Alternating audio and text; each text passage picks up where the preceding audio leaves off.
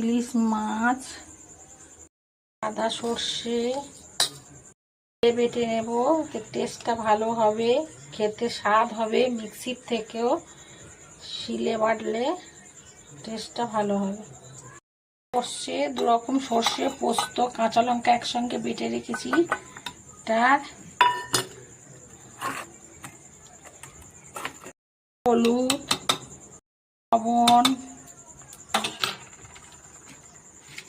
এবার একটু সর্ষের তেল দেব, একটু ওপর থেকে সর্ষের তেল।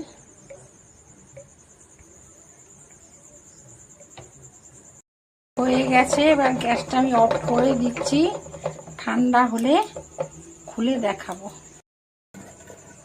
ঠান্ডা হয়ে গেছে, এবার খুললাম। দেখুন কত সুন্দর হয়েছে ভাপাটা, দেখেছেন কালারটা কত সুন্দর হয়েছে।